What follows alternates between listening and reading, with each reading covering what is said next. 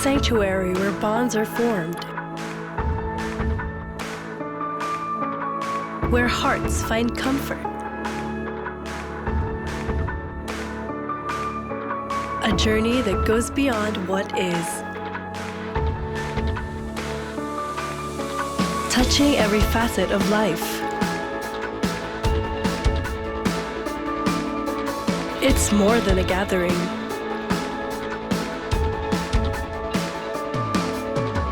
It's a harmony of shared experiences.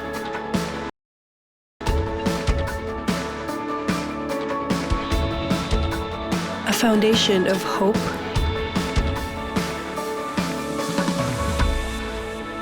a vibrant mosaic of life's joy and challenges. A space for support and a sense of belonging. A place where our faith deepens and our spirits nourished.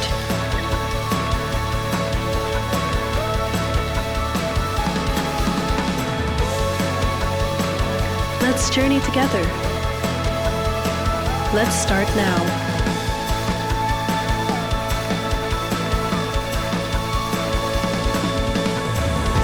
You are home. You are welcome. You are loved.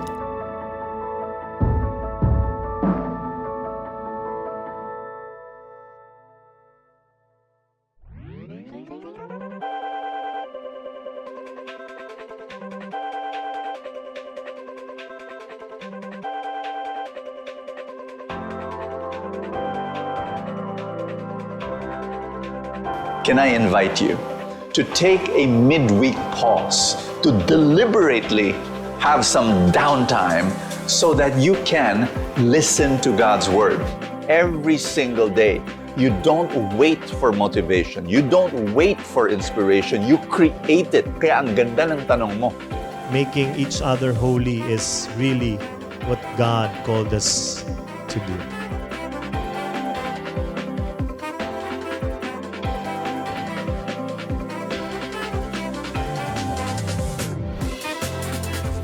Jesus gave His whole life for that human being.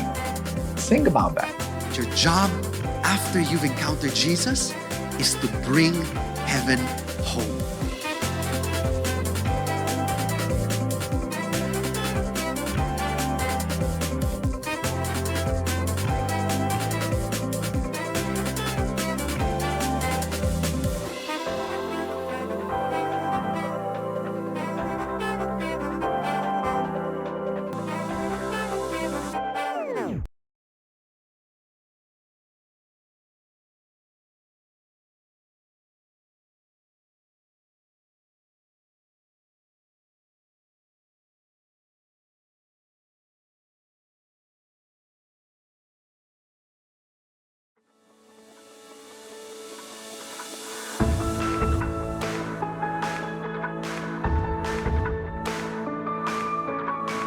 A sanctuary where bonds are formed, where hearts find comfort. A journey that goes beyond what is, touching every facet of life. It's more than a gathering.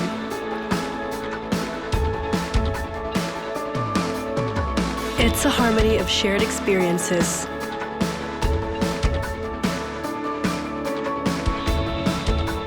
A foundation of hope,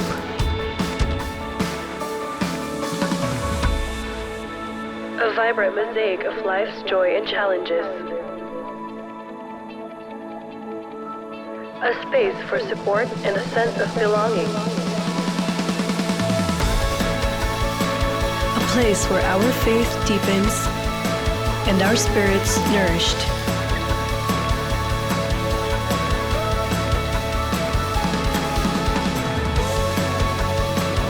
Let's journey together.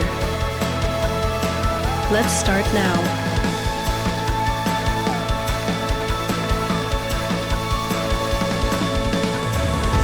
You are home.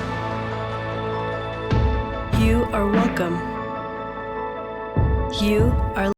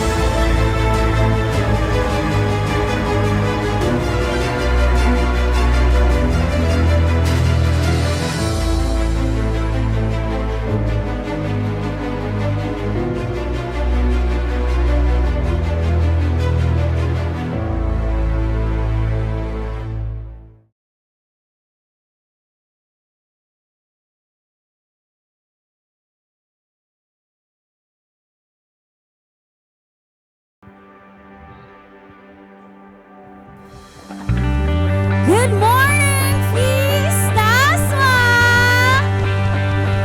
Mahina. Good morning, Feast Asma! Good morning. Welcome sa pinakamasayang fiesta sa Cavite. Amen? So, pakibati mo naman yung katabi mo, left and right. Pakisabi mo, you are welcome here. Kahit di nyo kakilala, sabihin nyo, you are welcome here. Amen. So, today, before we sing our favorite anthem dito sa Feast Dasma, I have a trivia for you. Ask me what? Yung mas curious pa, what? Do you know that singing worship songs is considered praying twice? Yes, you heard it right. Because when spoken prayers is combined with melody, it lifts the word to the highest level of devotion. So why I'm telling you this? I am telling you this because today is the third Sunday of Easter. Meaning today is the third Sunday where we celebrate Jesus' resurrection. The one who died for our sins. Amen? He is our Savior. And I personally invite you as we sing and dance this pinakamasayang fiesta to occupy the sides. Ayan, pwede po yung mga mommies, titos, titas to go sa sides or sa front so you can dance freely for the Lord. Remember that we are here to praise our God, our Savior, and our God will be pleased if He hears us singing all together for Him. Can we do that? Can we do that? Can I hear an amen? Amen. Alright, so if you are ready, hinahiyahan ko kayong tumayo sa mga hindi pa nakatayo. Hinahiyahan ko kayong umintak at sumayaw as we all sing. Come on, let's clap our hands for the Lord. Ako'y nagagala. Ako'y nagagala pagkat isang linggo na naman ang nakalipas. Come on, smile. Salamat sa Diyos. Mga biyaya niya ay di natatapos. Ako'y muling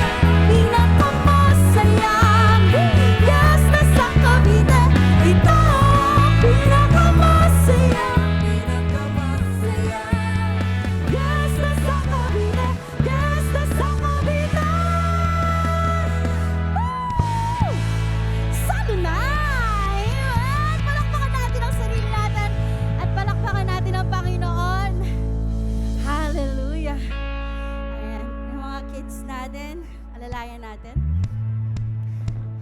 All right. Are you ready to praise the Lord today? Are you ready to praise the Lord today? Amen. Come on. I want to hear it out from you guys. Are you ready to praise the Lord today? All right. If you are ready, let's do it. Let's clap our hands like this. A praise in the valley, a praise on in the mountain, Hey. a praise when I'm sure, and a praise when I'm doubting. A praise when I'm numbered, Praise when surrounded. Come on, listen up. 'Cause praise is the water my enemies drowning. As long as I'm breathing, I got a reason to praise. Let's sing it out. praise the Lord, Oh, my soul, sing praise. Praise the Lord, oh, my soul. That's right. a praise when surrounded, And I praise when I don't. I'll praise 'cause I know you're still in control. my praise is a weapon, it's more than a sound. More than a sound. My praise is the shout that brings Jericho down. As long as I'm breathing, As long as I'm breathing, I got the reason sing to praise. Praise the Lord. Oh, my soul, I gotta Praise the Lord. oh, my soul. I won't be quiet. I won't be quiet. My God is alive. So how could I keep it inside? Praise the Lord, oh, my soul. Praise the Lord. Come on, guys. Let's continue to clap for the Lord. If you are grateful, let's sing this out together. Can we do that? I'll praise. I'll praise. I'll praise 'cause you're sovereign. Praise 'cause you reign. With all declaration in your heart. Defeated the grave. I'll praise 'cause you're faithful. Praise 'cause you're true. Praise 'cause there's no. nobody greater than you. I'll praise. I praise 'cause you're sovereign. I praise 'cause you reign. Praise 'cause you rose and defeated the grave. I praise 'cause you're faithful. Praise 'cause you're true. Praise 'cause there's nobody greater than you. Praise the Lord, oh, my soul. I gotta praise the Lord, oh, my soul. Praise the Lord, oh, my soul. Say praise. I gotta praise the Lord, oh, my soul. I won't be quiet. I won't be quiet. My God is alive. How could I How keep could you give it inside? Sing praise. I won't be quiet. My God is alive. How could I keep it I inside? won't be quiet. I won't be quiet. My God is alive. So How could I keep Say it praise. inside?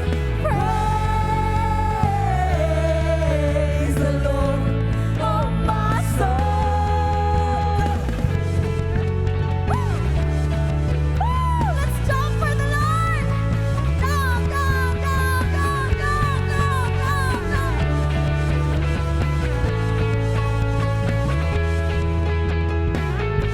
Let everything give it us.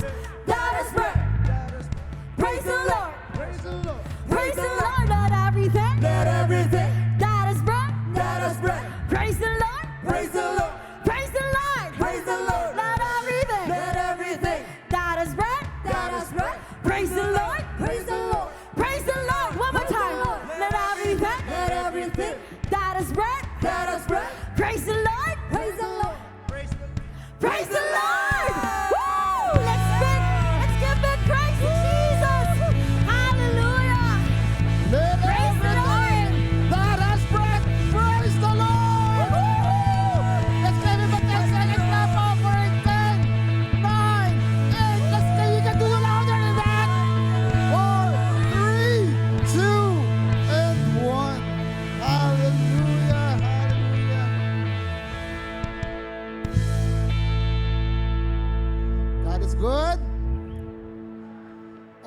time.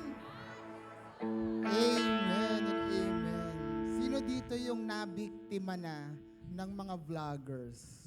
Mga food vloggers. Alam niyo yun yung parang, uy, ang sarap-sarap ng pagkain dito. Ikaw naman, punta ka doon. Ang sarap-sarap daw. Sa pagkain mo, eto na yun.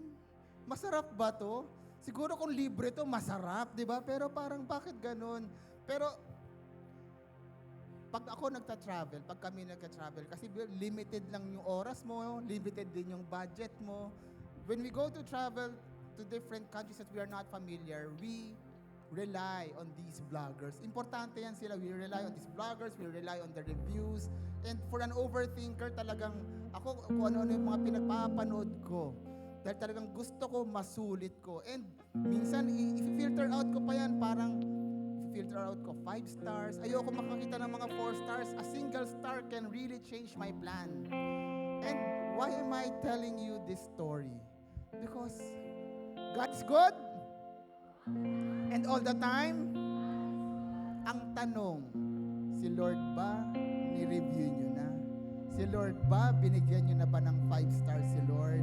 Kasi a lot of us, we like Jesus, amen? We follow Jesus, amen? But do we share Jesus to the world? Do we share Jesus? Hindi masyado. We don't tell the world about Him, not because we don't want to, but we don't know how to. So today, yan po ang pag-uusapan natin. How can we share Jesus to the world? How can we become witnesses to the world? The title of our talk for today is, How Can I Be a Witness? Who wants to be a witness for God? Woohoo! Praise God. So let us start by praying our family prayer. Here is in the name of the Father, and the Son, and the Holy Spirit. Amen. Raise your hands in victory and in surrender as we pray. Today I receive all of God's love for me. Today I open myself to the unbounded, limitless, overflowing abundance of God's universe. Today I open myself to God's blessings, healing, and miracles. Today I open my more like Jesus every day. Today I proclaim that I'm God's beloved. I'm God's servant. I'm God's powerful champion. And because I am blessed, I am blessing the world in Jesus' name. Amen and amen. Let's read the word of the Lord. Thy word is a lamp unto my feet and a light unto my path. So today we're going to read from Matthew 9:27 to 29. Ang sabi dyan, as Jesus went on from there, 2 blind men followed him, calling out, "Have mercy on us, Son of David." When he had gone indoors, the blind men came to him, and he asked them, "Do you believe that I am able to do this?" "Yes, Lord," they replied.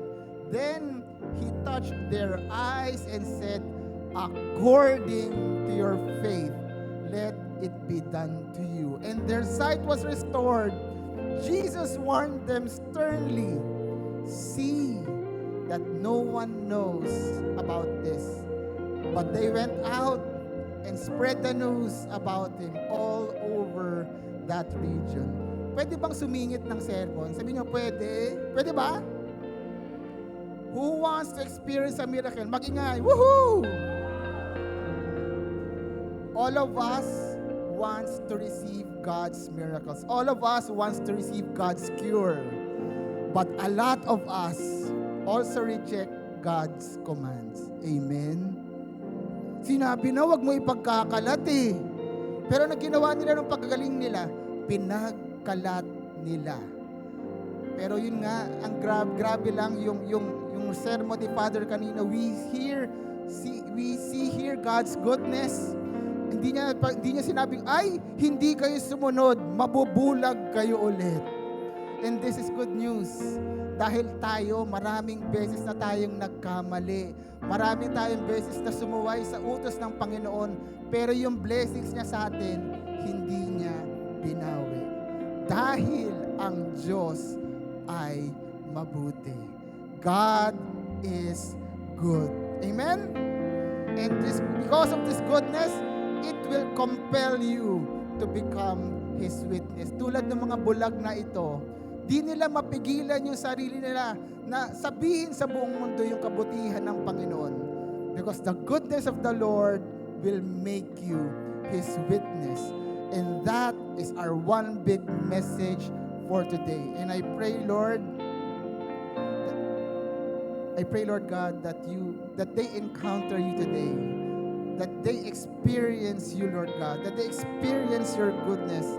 Just like the blind people who follow Jesus. I don't know why you are following Jesus right now, but some of you are blind, are following Jesus right now, are praying for healing. You are praying for provision. We are praying for opportunities to open up. And I have good news for you. Ask me what? Louder, what? According to your faith, it will be done to you.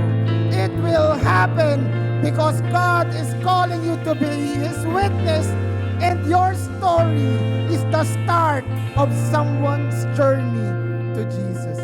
And all of this we pray in Jesus' name. Amen and amen. Let's turn to the word of the Lord.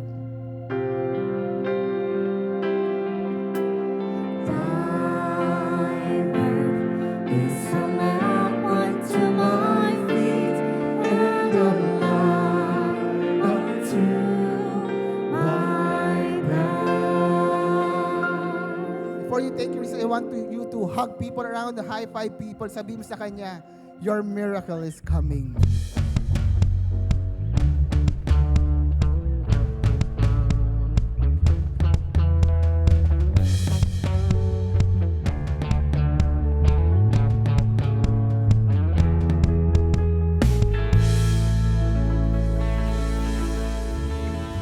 Palakpakan natin yung worship team natin. Thank you, worship team!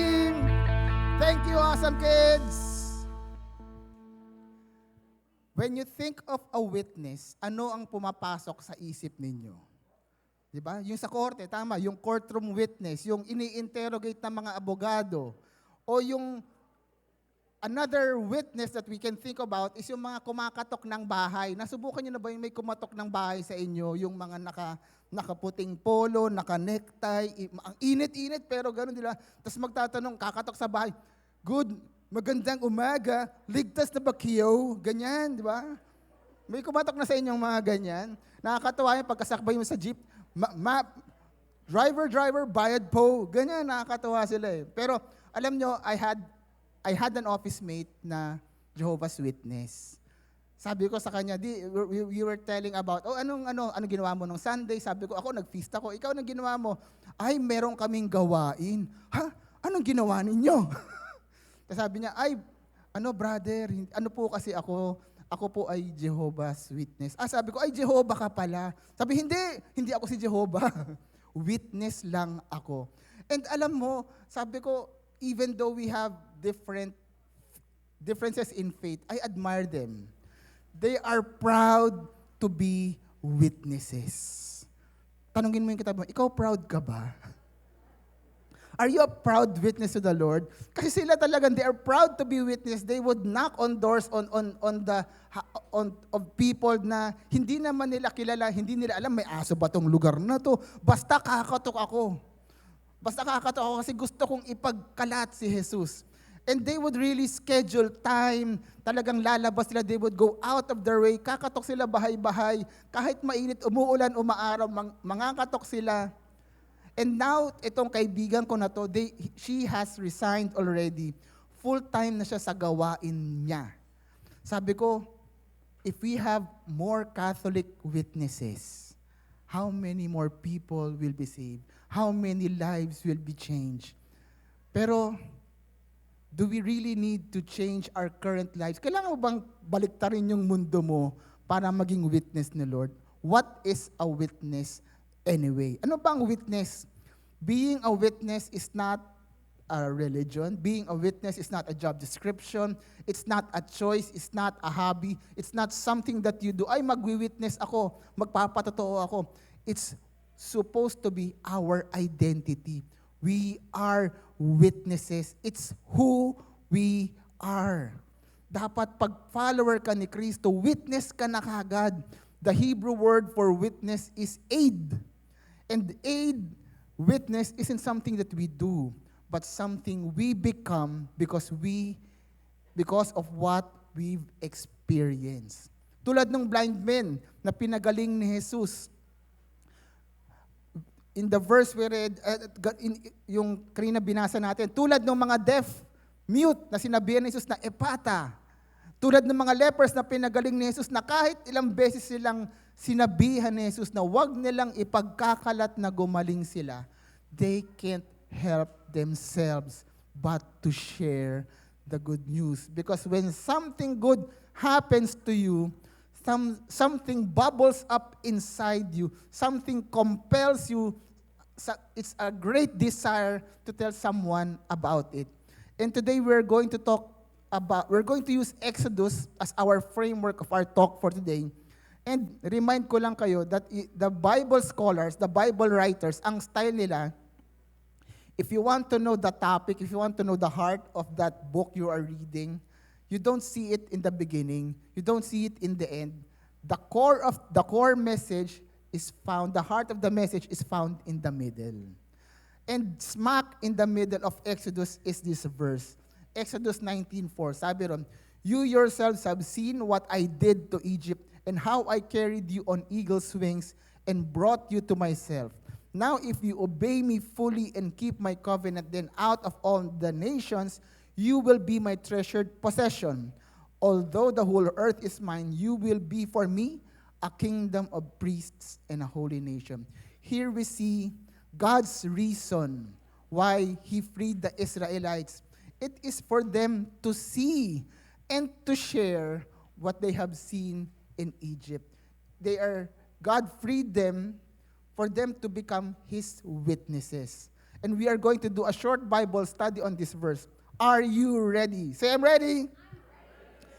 Let's dissect the verse that we read. Sabi yan, you yourselves have seen what I did to Egypt and how I carried you on eagle's wings. Say, eagle's wings. Ang ganda ng imagery ng eagle's wings, di ba? Parang kang nasa first class, business class na aeroplano, parang everything is provided. Pero ganun ba yung naramdaman ng mga Israelites? Parang hindi yata. Di ba? Isipin mo, you have to walk through the desert for 40 years. You had to endure hunger. You had to endure thirst. You had to fight for your life because the Egyptians were chasing after you. Tapos sasabihin ni Lord, eagle's wings. Lord, hindi to eagle's wings. Remember, bakit sinabi ni Lord yan? Remember, we are not just physical beings. In the physical realm, their journey was difficult. Mahirap talaga yung pinagdaanan nila. But in the spiritual realm, they were being carried by the Lord. And if titingnan mo yung challenge ng journey nila, tingnan mo, God was still good to them. God provided for them with quails. God provided for them with manna. God provided for them with water. God even split the sea for them. God even guided them with a pillar of cloud by day and a pillar of fire by night. And let me share this short reflection. Bakit cloud by day and fire by night? Because the cloud protected them from the harsh sun. And at night, the fire kept them safe from the animals. At ang ganda nito because that cloud, that pillar of cloud, that pillar of fire, it did not only provide direction, it also provided protection. Because God's direction comes with God's protection. Amen? And God's direction comes with God's provision. Tap the person beside. Sabihin mo sa kanya, where God guides, He provides. Amen? And this may be your situation today. Ang hirap ng pinagdaraanan mo. You are already discouraged. You are already losing hope. Let me encourage you today. God is carrying you. And God is going to carry you through. God is going to provide for you. God's going to guide you. God will protect you. Why? Ask me why. Because He wants you to become His witness. He wants you to become His witness. Ang tanong, have you seen the goodness of the Lord in your life?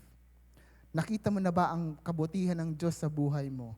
Because hindi ka pwedeng maging witness kung hindi mo pa nakikita ang kabutihan ng Diyos. Because you only become a witness if you saw something. Ang problema kasi sa ating lahat, is we have this Adam and Eve syndrome. Because in the Garden of Eden, right in the middle of Garden of Eden, is the tree of life. Ang tanong, pinansin ba nila yung tree of life? In the Garden of Eden, ang daming iba't ibang prutas. Ang tanong, kinain ba nila yung prutas? There was no record in the Bible that they ate of the tree of life or they ate the other fruit of the other trees. Pero ang nakasulat ay ito, that they focused on the fruit that God told them not to eat. And the Bible exposes our human nature, yung kahinaan natin, that tayong lahat, that instead on focusing on what we have, we usually focus on what we don't have. Amen? Amen? Sino dito yung nagpasalamat na pag-switch nila, may kuryente? Wala, di ba? You expect it na pag inon ko yung switch, dapat bubukas yung ilaw. Otherwise, magagalit ka. Walang nagpapasalamat kasi nasanay na tayo na meron dapat. Pero subukan mo yun nung nag-brown out. Lumaki ko nung ganyan nung panahon ni Ramos. Talagang madalas yung brown out nun Subukan mo yung matagal yung brown out. Tapos pag nagkailaw, ano ginagawa ninyo? Ano? Kumakanta na happy birthday? Di ba? Narinig ko yan. Parang, dami may birthday pag Pero nagsisigawan, woohoo, may kuryente na! Every day, we are blessed by the Lord. Pero hindi natin nakikita. Kasi ine-expect na natin na yung blessings ni Lord parating nandyan. Parang switch na. Parang pag nagdasal ka, Lord, nag-pray na ako, Lord, nasan blessing ko? Minsan nagtatampo pa tayo. Pero we are extremely blessed by the Lord na parating nandyan na baka hindi mo lang napapansin. You are blessed with a family. You are blessed with people who love you. You are blessed with a job. You are blessed na nakakapag-aral ka. You are blessed na nakakakain ka ng 3 times a day. Kalabit po yung katabi mo. Sabihin mo, mas blessed ka. Kasi mahigit sa 3 beses ka kumain. And a lot of times, we disregard those blessings. We take it for granted kasi parating nandyan. We don't see it anymore. And now, grabe ngayon, this war is putting things into perspective. We see photos and videos. Makikita mo yung mga itsura ng mga batang nawalan ng magulang. Yung mga batang walang makain, walang mainom. Ang dumi-dumi nila, no shelter. Yung mga batang hindi nila alam kung bukas, gising pa sila. And that is when you realize, ang blessed ko pala. Tap the person with you. Sabihin mo sa kanya, pinagpala ka. Hindi mo lang pinapansin. Hands over your chest and say this loud, I am blessed. We are all blessed. Why are you blessed? You are blessed because God loves you.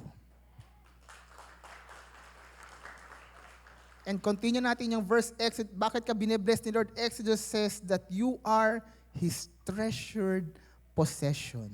You are His beloved. And because He loves you, He sent us His only Son. For God so loved the world that He sent His only Son. And because of what Jesus did for us, because of Jesus' sacrifice, we have experienced our own exodus. We have been freed from the bondage of sin. We have been freed from the bondage of death. Instead of death and eternal punishment, now we have eternal life with Jesus. And while we are still here on earth, you have a role to play. You have a role in His kingdom. You have a purpose. And Exodus says, ano ang purpose mo? Ang purpose mo is for you to be part of this kingdom of priests, to be part of this holy nation. Sino rito yung gustong magpare? May pangarap dating magpare. Di ba? When you think of priest, para iniisip mo, ay, hindi sa akin yan. Di ba? Konti nagtaas ng kamay eh. Kaya nga kulang na tayo sa paring kasi marami natatakot magpari. Ako, di ako nagpari. Sabi, ang pogi-pogi ko, magpapari ako. Pero si Father Pipo, di ba, nagpari siya. Pero ang hirap kasi maging pare. Iniisip natin parang hindi para sa atin yung pagpapari kasi parang napaka makasalanan natin. And when we think of a priest, we usually think of the person that celebrates Mass. Nakaputi, nakaabito, yung nagkakasal. But in the Bible, when the author says kingdom of priests, it means one thing. It means representative. Tap the person beside you. You are a representative. And in Catholic doctrine, yung priest, they have two roles. In persona Christi to represent Christ to the church at in persona ecclesia to represent church to the Lord. And the priest acts as this connector between God and man. Ang hirap, no? Pasimplihin natin. What is a connector? Subukan nyo na ba ito? Yung nag-away yung magulang ninyo. Tapos naipit kayo sa gitna, sabihin mo dyan sa nanay mo. Yung sabi ng nanay mo, sabihin mo dyan sa tatay mong magaling, kumain na siya. Ikaw naman, tay, kumain ka na raw. Sabihin niya, sabihin mo dyan sa nanay mong mas magaling na parating tama, busog pa ako. Nay, busog pa daw siya. Yan ang connector. That is a connector. That is the role of the priest. The priest mediates between God and man. Yung naririnig niya sa kabila, sinishare niya sa kabila. Yung naririnig niya rito, yung mga prayers natin, sinishare niya kay Lord. In other words, yung naririnig mo na sinishare mo, ang tawag doon, a witness. A priest is simply a witness. So to answer the question, how can we fulfill the role of a priest? It's by becoming a witness to God's goodness. And this role didn't start from Exodus. It started with Adam and Eve. They were the first representatives of the Lord. Then sumablay sila. Then came Abraham and his family. Then came Moses and then the prophets. Through the generations, God is choosing people to experience His goodness so they can share it to the world. And now, brothers and sisters, God is choosing you. God is calling you to witness. Tap the person beside you. Say mo, God is calling you to witness. And as God does witness, this is His message for you. Let me love you first. God wants you to experience His goodness because if you see nothing, kung wala ka naman nakikita, you will say nothing. Without seeing God's goodness, you cannot be God's witness. And if God is calling you to be a witness, if God is calling you to share His good news to the world, then I have good news for you. Ask me what? God will give you something to share. You are going to experience firsthand God's goodness in your life. If God's calling you to share His goodness, God will give you a story to share. You will experience God's goodness. Amen? And after we experience God's goodness, tulad ng mga bulag, tulad ng pipe, tulad ng mga lepers, the natural outflow is to tell people about the goodness and become His witness, become His aid. Ang tanong, why aren't there a lot of witnesses? Sabi ko naiinggit ako doon sa mga JW na parang sila, they're so proud to be witnesses. Bakit tayo mga Katoliko, parang hiyang-hiya tayong mag-witness? A lot of us are called submarine Christians. Alam niyo yung submarine Christians? Yung submarine Christians, this is not a good term. Hindi yung, submarine Christian ako kasi ibig sabihin, malalim ang aking pananalig kay Lord. Hindi. Ang submarine Christians ay ito. Ito yung mga Kristiyanong lulubog, lilitaw. Kasi ang submarine, lumilitaw lang yan pag nasa loob na siya ng base, where it is safe. And submarine Christians are like that. They only surface when it is safe to be a Christian. Pag nasa simbahan sila, pag nasa feast sila, pag nasa LG sila, You see them professing their faith. Alam mo, ito yung nangyari sa akin, ito yung blessing ni Lord sa akin. Pero pag nasa bahay na sila, pag nasa trabaho na sila, pag nasa normal na buhay na, lulubog na ulit sila. At ito yung malungkot na katotohanan, may dahilan kung bakit maraming Kristiyano yung submarine. And here are 3 reasons why we don't talk about our faith. First, we assume that our faith is a private thing. Ay, akin lang to, personal relationship ko to. So they keep it hidden, they keep it personal. But brothers and sisters, it's 2 different things. You have a personal relationship and a private relationship. True faith is not private. It overflows. True faith, talaga, it flows in our morals. Dapat, kung talagang nananalig ka kay Lord, follower ka ni Lord, dapat nag-iiba yung way ng pag-iisip mo. It flows through your morals, it flows through your beliefs, it flows through our preferences, it flows in our actions, it flows in our conversation, it flows in our relations. Next reason, kaya tayo submarine Christian is we don't know how to talk about the Lord. Hindi natin alam, hindi tayo marunong. Kasi parang minsan na-overwhelm tayo, parang bakit ganun? Ang gagaling-galing ng mga kapatid natin na protestante, parang sila memorize yung Bible. Ikaw, oo nga. Para ka nalang baka, oo nga, ganun. And I'll tell you about this later. And the third and painful reason why we don't share our faith is because we have met uber-religious people that represented God poorly.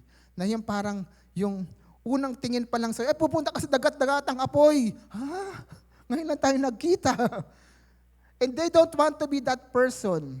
So even if they want to witness, kahit gusto nilang ipagsabi yung gaano kabuti ang Diyos sa buhay nila, ayaw nilang maging tulad nung ganong taong nasubukan nila. So today we're going to talk about 4 practical ways of becoming God's witness. First, you need to tell your stories with grace.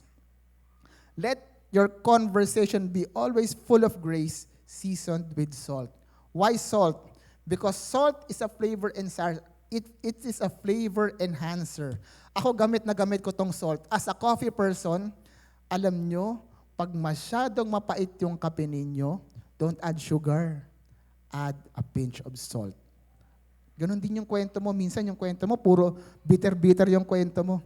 Add a pinch of salt. Pasarapin mo yung kwento mo. Pag nakikipag-usap ka, sasabihin sa'yo ng kausap mo, ay, ang sarap niyang kausap. Ay, ang gaan niyang kausap. At anong dapat yung pag-usapan? Just tell stories of what God has done in your life. Parang, alam mo, brother, yung buhay ko, ganito, pero binago ako ni Lord, ganyan. When you invite people to the feast, don't invite like this, hoy, ikaw, masama ugali mo, pumunta ka ron sa Elijah Hotel, mag-feast ka nga. Masusunog ka na sa dagat-dagatang apoy, yung talk ni Brother Melvin, para sa'yo yun. Ikaw ang pinapatamaan ni Brother Melvin, nadamay pa ako. Hindi ko nga kilala yung kapitbahay mo. Sa tingin mo, pupunta yung kapitbahay mo dito? Malamang pagpunta na, suntukin pa ako nun. Ikaw, pinaparinggan, sabi ng kapitbahay ko. Pero if you tell a personal story of how God blessed you here at the feast, alam mo bro, na-bless ako sa Feast Dasma. Kaya gusto ko pumunta ka rin doon. Na-bless ako sa Feast Dasma, bukod doon sa pogi yung builder, grabe. Baka dalawa ka na. Ramdam na ramdam ko yung pag-ibig ni Lord sa mga tao ron. Ramdam na ramdam ko yung presensya ng Diyos pag nag-worship doon. Pag nasa feast ako, nare-recharge ako. Punta ka, gusto ko maramdaman mo din yun. And which brings me to the second tip, speak from the heart. Speak from the heart. You don't need to memorize the entire catechism of the Catholic Church to become a witness. According to paragraph 862, dapat ganyan ka. Hindi ganun. Pwede bang makipag-coffee date? Oy, mag-i-invite ka. Oy, pwede ba coffee date tayo? Ano pag-uusapan natin? We are going to talk about the theological characteristics of God, that God is omnipotent, God is omniscient, God is omnipresent. Sabihin, ha? You don't have to be an expert to be a witness. You just need to tell stories from the heart. Alam niyo ba kung ano pinakamahirap sa talk ko? It's not the study points. I can give you the study points in 5 minutes. Hindi ako mag-overtime, promise. It's the stories that I tell. Yung stories ang nagpapahaba, but the stories, our stories are a speaker's secret weapon. Ano ang paborito niyong pelikula? Avengers, Avatar, yung kami, The Notebook, Shake, Rattle, and Roll. Meron ba sa inyo? Diba, kanya-kanyang trip lang yan eh. Bakit ba? Ano yung Shake, Rattle, and Roll mo? Si Janice pa? Diba, nung napanood mo yung favorite movie mo, tapos shinare mo sa barkada mo, shinare mo sa pamilya mo, nag-PowerPoint ka ba? Meron ka bang, gagawa ako ng script, hahanda ako. Nag-prepare ako ng PowerPoint slide. Here are the pros and cons of watching Shake, Rattle, and Roll and its effect to the closing of the Strait of Hormuz. Ganun ba? Hindi. Talagang it flows freely. You just spoke from the heart because real stories make real connection. People love stories and people are drawn to sincerity. We are attracted to natural joy and when we hear real excitement, tayo rin na-excite. Kaya when you share Jesus, when you invite people to come here at the feast, dapat excited ka, dapat confident ka, dapat joyful ka. Hindi, uy, baka gusto mo namang pumunta sa feast. O pag okay ka lang naman, di ba? Tingin mo sasama yun, di ka nga confident eh. Uy, baka gusto mo namang mag-love someone today. Pero kung di ka pwede, okay lang. Sa tingin mo, makakapag-love someone today. Dapat excited ka. You need to be excited first so that your excitement will, the other people will catch on to that excitement. And here's the third tip to becoming a witness. You need to discern the readiness of the listener. Hindi porket maganda kwento mo, maganda yung excitement mo, tama na. There are moments that it is not appropriate to share the good news. Example, last week, galing ka sa feast, di ba? We shared ano yung good news. Darang pag, yung good news is not you are going to heaven, but heaven is coming down here on earth. That the good news is Jesus Christ. And you heard God speaking to you, na-convict ka, naku, isi-share ko tong message na to. Tapos biglang ang susunod mong pupuntahan after the feast ay lamay. Uy, condolence. Hanggang kailan yung lamay? Hanggang Sabado. Sakto! Sunday, libre ka na. May feast sa Elijah Hotel. Pumunta ka ron. Napaka-warm na tao. Malilimutan mong namatayan ka doon. Hindi ka dapat malungkot kasi may good news ako sa'yo. Tangin mo ko ano? Pupunta na siya sa heaven. Good story. Good excitement. But wrong timing. Being God's witness doesn't require much. It doesn't require special speaking abilities. Hindi mo kailangan mag-enroll sa public speaking. You just need to apply basic communication skills that we use every day. Be sensitive to the other people's state. Listen before speaking. Understand the point of view of the other person. And sometimes being God's witness may not even require words. Because the fourth tip of becoming God's witness is to let your life speak louder than your words. Sabi nga ni Ralph Waldo Emerson, what you do speaks so loudly, I cannot hear what you are saying.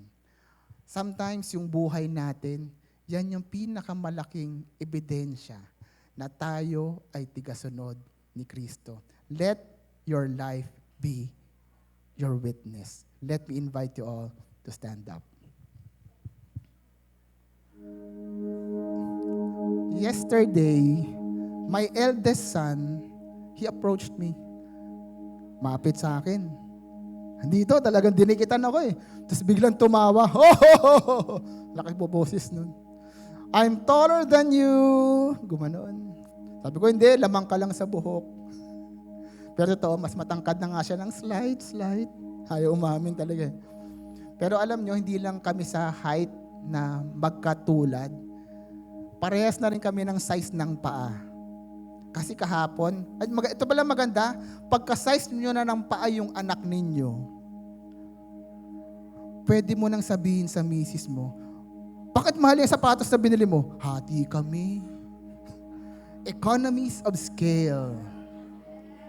David, magpalaki ka ng paa para hati na kaming 3 dyan. So ito na nga.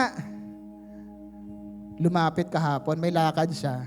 Sabi, Dad, can I borrow your brown leather sneakers? Ganun kami sa bahay, slang kami. Dad, can I borrow your brown leather sneakers? Sabi ko, sure, why not? Sabi ko, sige, kunin mo doon sa shoe rack. Tapos dinala niya sa kwarto. Paglabas ko, nakita ko yung suot. Naka-polo shirt. Yung polo shirt ko na pinagliitan ko. Suot yung sapatos ko. Tapos dumaan sa harap ko, naamoy ko. Teka, pabango ko yan ah. Tapos alam nyo, naka-brown jacket din siya. Sabi ko, gusto kong batiin. Saan ba lakad mo? Magpipreach ka ba? Nakita ko yung mami niya, patawa-tawa lang sa gilid. Sabi ko, bakit? Sabi niya sa akin, yung anak mo, ikaw na ikaw na.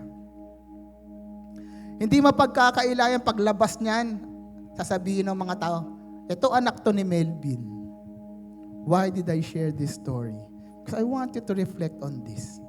Pag may nakakita ba sa buhay mo, masasabi nila, kamukha mo si Jesus.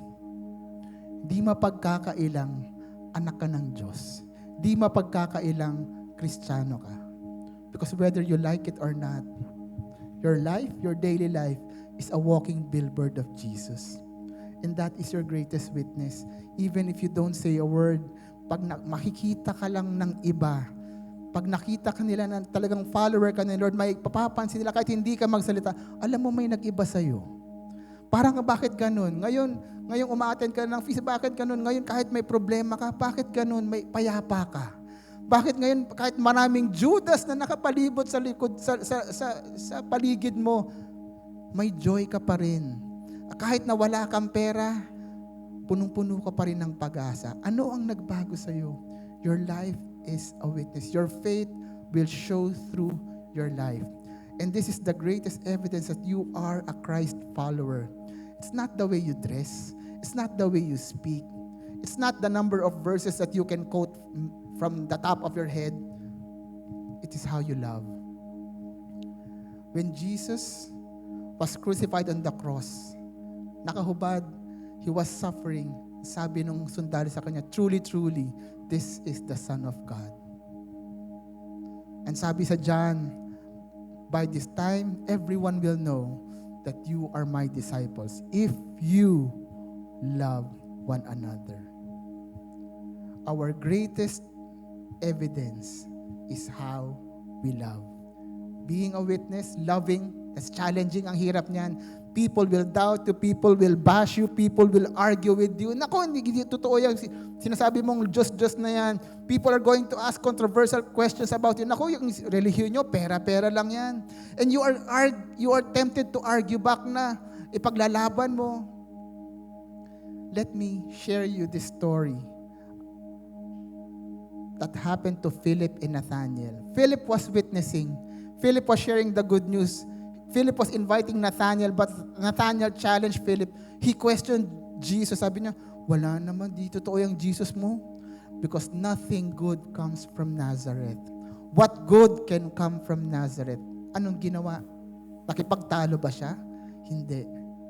He just answered, come and see. He answered, come and see, because that is the best answer to an argument. Show Jesus. Ipakita mo si Jesus. Love them the way Jesus loves them. Show Jesus living in you. Show Jesus working in you. Show Jesus working through you. And it can be frustrating at times na parang it can be exhausting. And sometimes doubt creeps in that you begin to doubt, tama ba ako? Just like the two disciples in Emmaus, they are already walking out of Jerusalem. Parang wala, mali yata yung sinusundan ko. Don't worry. God will chase after you. God is still calling you. Today, He is inviting you to come and see. Yun lang. Come and see. Come to the Lord with everything. Come to the Lord with your baggage. Come to the Lord with your worries. Come to the Lord with your brokenness. Come to the Lord with your heartache. And see how much He loves you. See how He treasures you. See how He'll carry you on eagle's wing. See how He will carry you through that pain. See how He's going to carry you through that situation. See how He's going to carry you through that grief. And according to your faith, it will be done unto you. Because you are His witness. And if you are called to share His goodness, I have good news for you. Ask me what? God will give you something to share. You will experience His faithfulness. You will experience His forgiveness. You will experience His provision. You will experience His protection. You will experience His direction. Ipaparamdam niya sa iyo ang kanyang kabutihan para meron kang ikwentong kabutihan sa iba. His goodness will chase after you. His goodness will run after you. And the goodness of God will transform you into His witness. And this is why we are going to worship our hearts today. We are going to lift our hands today. We are going to praise. We are going to sing about the goodness of the Lord. But before that, let us pray. Lord, we thank You for Your word. We thank You that even if we have rejected Your commands, You still covered us with Your grace. Even if we have run away from Your love has chased after us. And Lord, we pray that Your grace transform us into powerful witnesses. Transform our lives so that our lives may be our loudest voice, the greatest evidence of Your love. In all of this we pray. In Jesus' name, amen. Amen. Let's worship the Lord.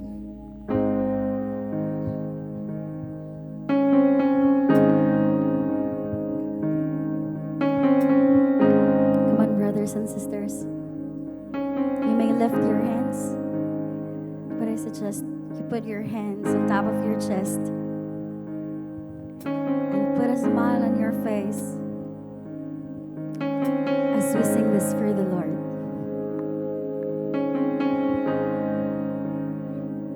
I love You, Lord, for Your mercy never fails me. And all my days I've been held in Your hands. From the moment that I wake up until I lay my head, oh, I will sing of the goodness of God. 'Cause all my life You have been faithful. Yes, You are faithful. And all my life You have been so, so good. With every breath that I am able, oh, I will sing of the goodness of God. Yes, sing it out. I love Your voice. You have led me through the fire and the darkest night. You were close like no other. I've known You as a father. I've known You as a friend. I have lived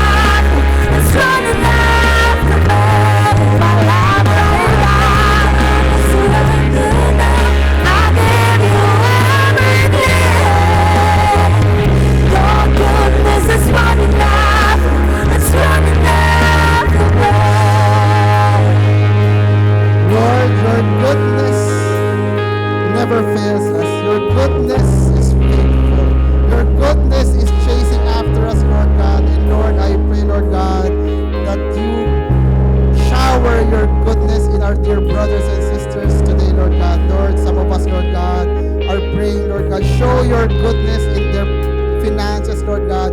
Provide for them, Lord. I pray, Lord God, for their provision.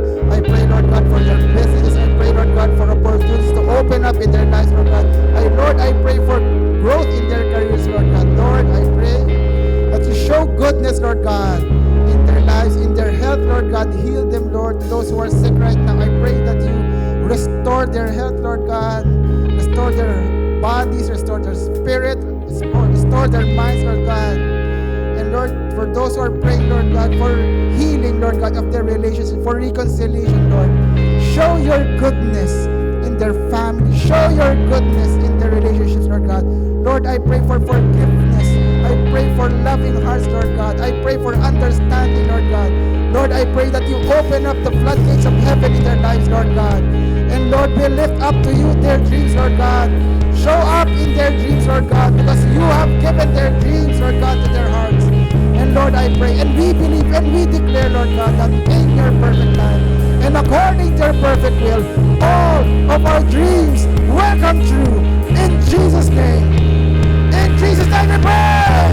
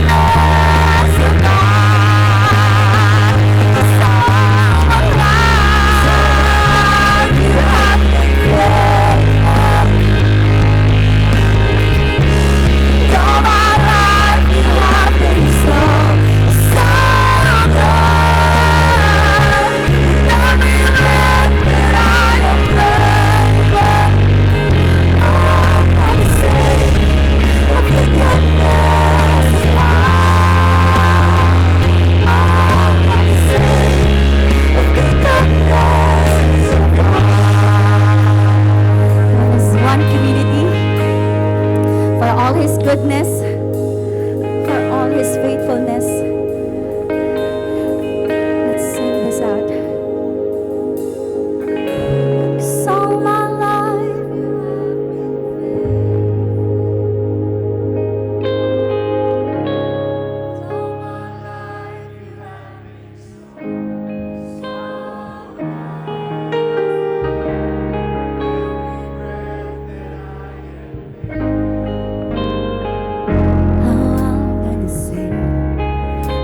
goodness of God. Oh, I will sing this music of God. We praise you, God. Hallelujah. Hallelujah, hallelujah. Palakpakan natin ang buhay ng Panginoon. God is here. Feel His presence. He is loving you. He's chasing you. Lord God, we thank you, Lord, for your message today. And Lord, susuko na kami. Magpapahabol na kami sa iyo. Susuko na namin buhay. Our life is yours. In Jesus' name we pray. Amen. Amen. Palakpakan natin si Lord. Were you blessed? Can I see the first time attendees today? Can I see a raise of hands ng first time attendees natin today?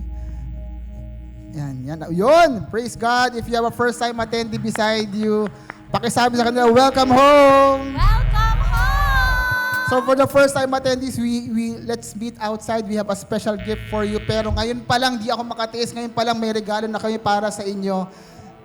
Can we pray over our first time friends? Please extend your hands to the first time attendees. Lord God, we thank you for our first time friends, Lord God. And Lord, they are not here by accident. You have called them here by name. Because you want them to become a witness, Lord God. And Lord, you are going to shower them, Lord God, with your blessing. You are going to allow them to experience something good in their lives because they are going to share it to the world, to their families, to their friends, Lord God. And Lord, I pray that you give them time, you give them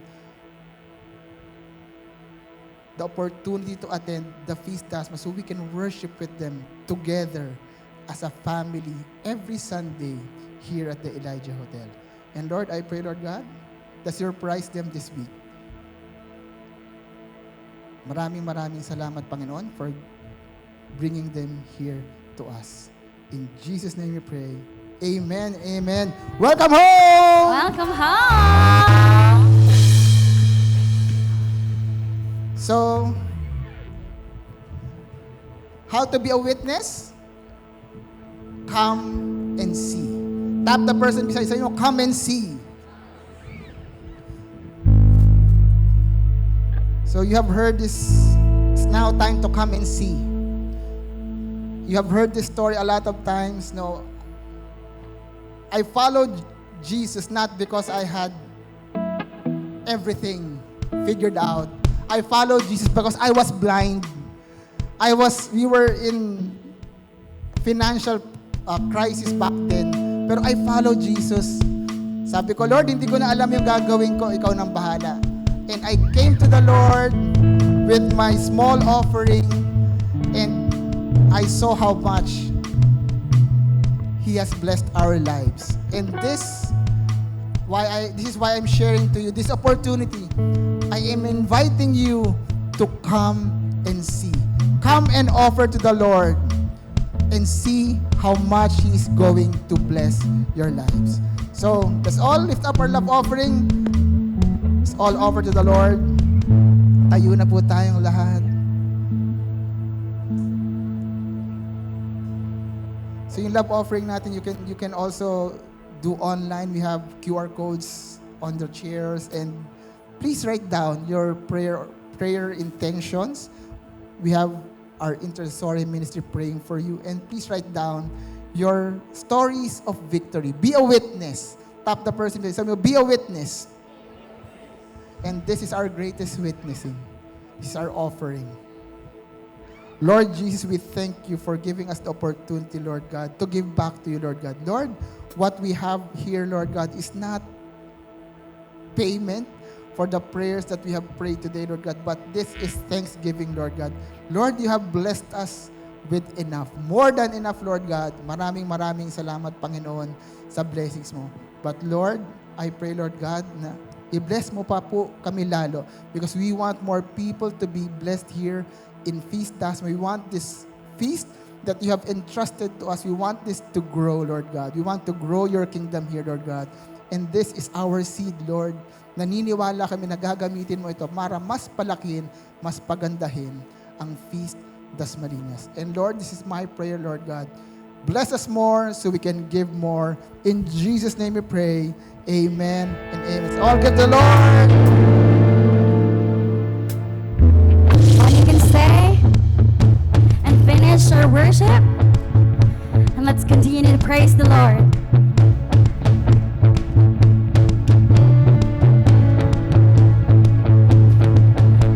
All praise cause you're sovereign, praise cause you reign, praise cause you rose and defeated the grave. All praise cause you're faithful, praise cause you're true, praise cause there's nobody greater than you. All praise cause you're sovereign, praise cause you reign, praise cause you rose and defeated the grave. All praise cause you're faithful, praise cause you're true, praise cause there's nobody greater than you. Praise the Lord.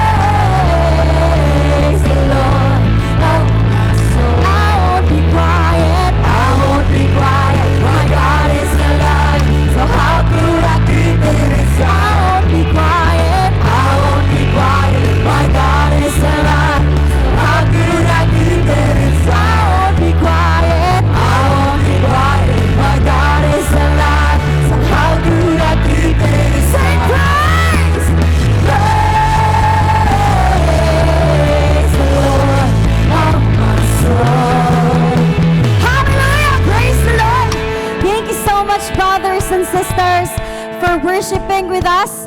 Thank you so much for lifting up your voices with us today. And I will tell you right now, God is really happy seeing you dancing and singing with us today. Palakpakan naman natin ang ating sarili. And next week, see y'all next week. Our Mass starts at 9 a.m. Our Mass starts at 9 a.m. followed by a powerful talk with our brother Melvin. And for our playlist, let me remind you guys, we post our songs every Friday or Thursday or Friday sa ating page. So, please follow our page as well para mapakinggan nyo prior Sunday. So, you can continue to sing with us. Amen? Amen. Let's sing it out. Let everything that has breath praise the Lord. Praise the Lord, let everything that has breath praise the Lord. Praise the Lord. Praise the Lord, let's sing it out. Let everything that has breath praise the Lord. Praise the Lord. Praise the Lord. Praise the Lord. Let everything that has breath praise the Lord. Praise the Lord. Praise the Lord! Palakpakan natin sa Lord one more time. God, we praise you. See you next week. And as one community, let's all pray. Glory be to the Father, to the Son, and to the Holy Spirit, as it was in the beginning,